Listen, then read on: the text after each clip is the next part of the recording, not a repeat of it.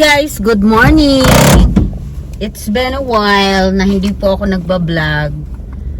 Ngayon, pag nag-decide ako na, di ba? And every year, nagba-vlog talaga ako for my New Year's resolution. So, matagal-tagal na rin akong hindi nag-upload ng video sa aking YouTube. So, ngayon, parang gusto kong mag-decide na mag-upload ulit for more videos in 2026. So, habang mag-aayos ako, ngayon is second day. Kasi it's been a while, hindi na talaga ako nakakapag-vlog guys. Kasi sobrang busy. Hindi ko na alam kung ano pa tong ano ko. So, una kong gagawin, ito paubos na. Ang aking concealer. Yan. Yan, ilagay ko muna dyan. Kita ba? Dyan. Dyan. Para kasing against the light yung pesto natin eh. Parang hindi maganda yung ano. Tapos ganun-ganunin ko lang yan guys. Para takpan yung eye bags. Yan.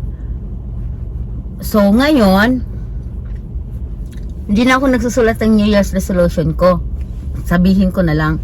Sa 2026, na-notice ko, ang dapat ang first na 5 lang ang New Year's resolution ko ngayon guys sa 2026. Dati 10 yata eh, yung dati kong vlog. Yan, 5. First, ang pinaka-importante talaga sa akin ngayon yung ugali ko. Yan talaga ang pinaka-first na New Year's resolution ko, ang pagiging overthinking. Yan ang number 1 na gusto ko talaga. Tapos second guys, ito yung ilalagay ko powder para mawala yung kintab-kintab ng ano ko. Ang kulit nito panay talon. Ayan yung face ko guys without makeup. Diba? Bahala ka, nahulog na naman siya. Ito mga guys kailangan ng palitan pa. Pasaway, ikat ko yun dahil ang pangit. So, ayan yung second na ginagawa. After concealer, nagpa-powder ako. Ginaganon ko yan.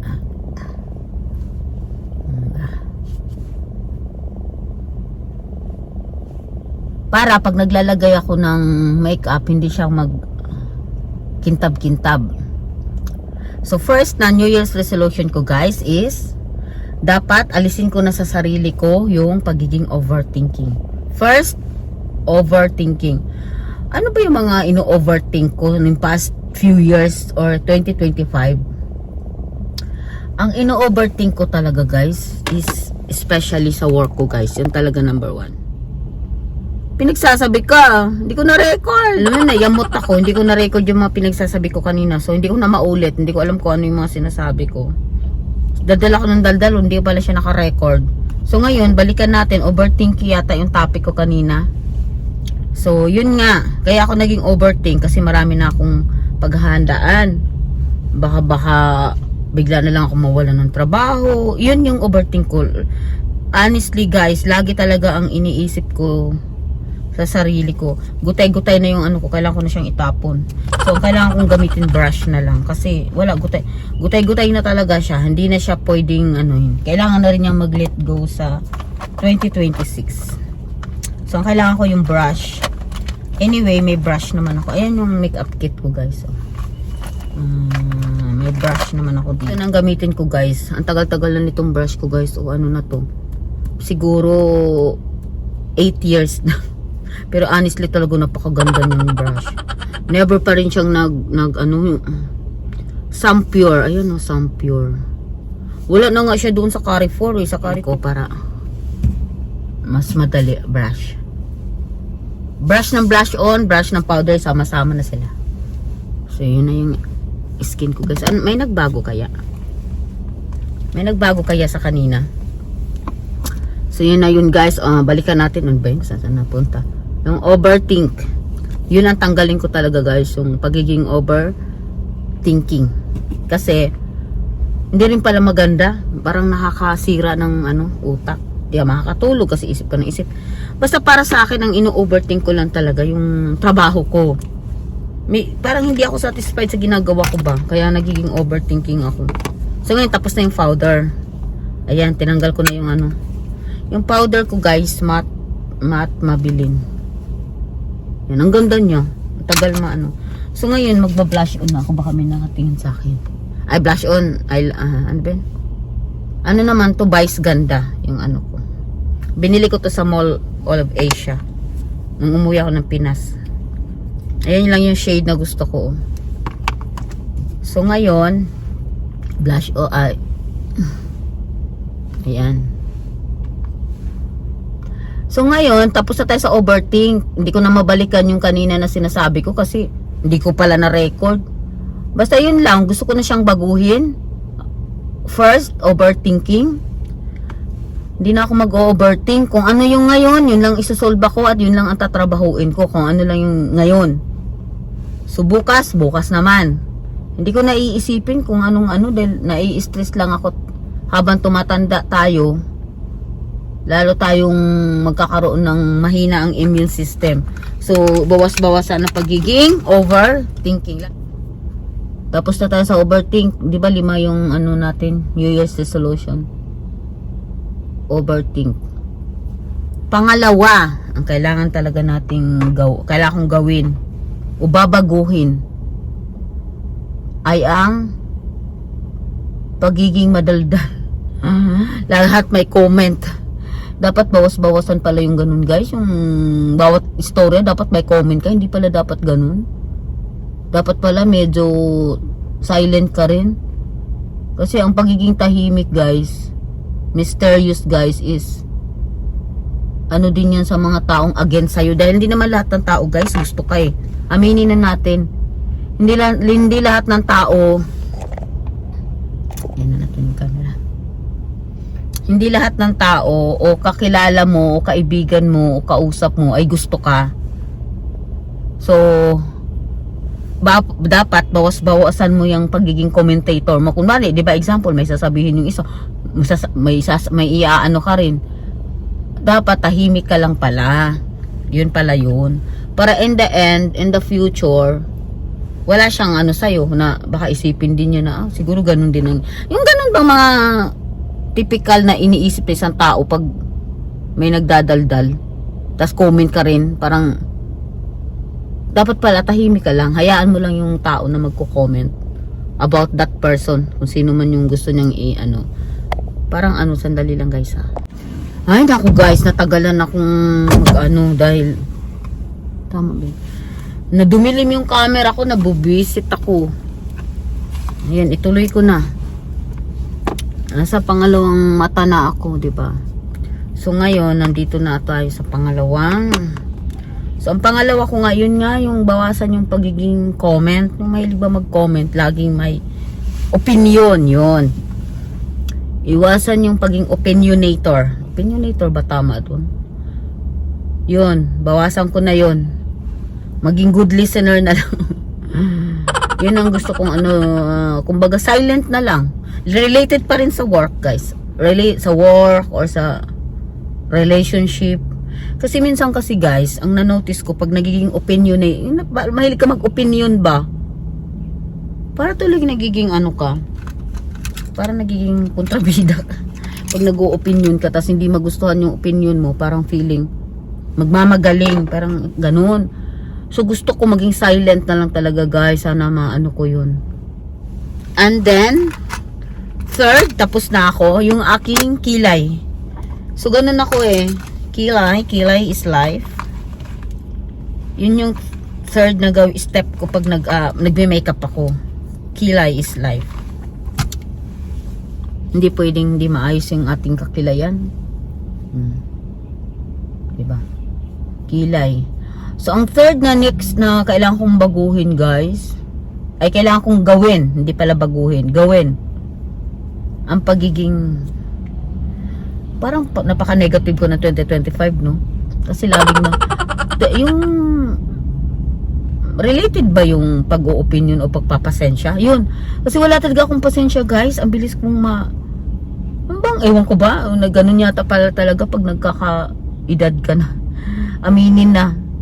Kakaedad na talaga. Yung parang mabilis kang ma-high blood. So, cool, calm down, ganun. Magiging makinig sa objection ng iba. How to handle objection, ika nga. Di ba? Yun yung third na ginagawa ko. Tapos yung pangalawa naman. Ikakat ko na tong pangalawa. So, ang third na ginagawa ko is kilay, and then patience. Yan yung third New Year's resolution ko. Magiging patience sa lahat ng bagay, hindi lang sa work, sa family. Third is, dahil tapos na yung kilay ko, ito yung kilay ko nga pala, wala, maliit na, hindi ko na maano kung anong brand nito. Anong tawag nito? Patience. Patience is life. Ito, wala tong ko lang.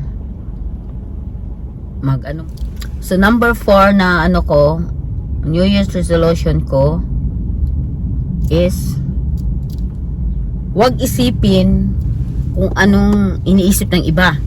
Kasi ganun ako, guys. Para bang, pag example, may ibibigay ako, tapos sabihin ko, baka naman di niya magustuhan, baka kung anong isipin niya, baka na siya. No, hindi pala dapat ganun. Bahala na siya. Example, may ibibigay ako or magiging thoughtful ako. Hindi ko na iisipin kung ano yung iisipin niya. Kasi, malay ko ba kung parehas kami ng iniisip? So, hindi dapat ganun. Inuubo ako, guys. Ano ba yan? So, ngayon, hindi ko na kung ano yung iisipin niya. Kumbaga dito sa ibang bansa, kaliwali. Parang ganun ba? Basta, whatever you makes you happy, do it. Don't think to others think. Don't think to others think. Tama ba yan? Huwag mong isipin kung anong isipin ng iba sa'yo. Ang isipin mo kung masaya ka sa ginagawa mo, diba? At kung tama naman, di ba?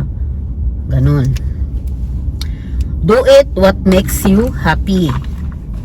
Yan. Huwag mong isipin kung anong isipin ng iba. Yan yung New Year's resolution ko. Gagawin ko kung anong ikinasasaya ng buhay ko. Yun.